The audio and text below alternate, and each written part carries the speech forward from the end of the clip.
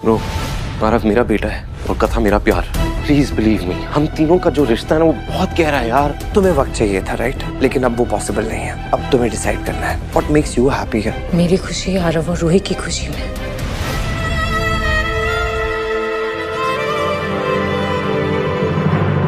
कथा अनकही ड्रामे में रूही जब वियान की ये बात सुनती है कि वो आरव का पापा है तो वो आरव से खुद जाके बात करती है कि आरव तुम वियान से नाराज़ क्यों हो, वो तो तुम्हारे पापा लगते थे, तो फिर अब तुम उनसे इतने बदगुमान क्यों हो चुके हो। आरव कहते हैं कि मैं अब उनसे नफरत करने लग गया हूँ। रूही उसको बैठ कर कितनी देर समझाती रहती है कि वो तुम्हारे पापा तुमसे कितनी मोहब्बत करते हैं, तुम्हें चाहिए कि उसके पास तुम वापस चले जाओ क्योंकि वो अभी भी तुम्हें चाह रहे हैं कि तुम उनके पास वापस आ जाओ, लेकिन तुम उनसे नाराज़ होकर बैठे हुए हो, तुम्हारे लिए इसी में ही बेहतरी है।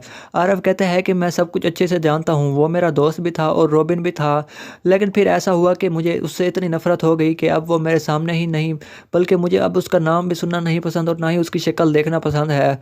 तो रूही के समझाने के बावजूद भी आरव को फ़र्क नहीं पड़ता, लेकिन कुछ देर सोचने के बाद आरव के माइंड में एक ख्याल आता है कि अगर वो वियान को खुश नहीं रखेगा और अपने रॉबिन से ही ऐसे दूर चला जाएगा तो वो खुद कैसे खुश रह पाएगा। तो इसलिए आरव खुद वियान के पास जाएगा और वियान से कहेगा कि मैंने आपको माफ़ कर दिया है और हम दोनों साथ ज़िंदगी गुजारेंगे।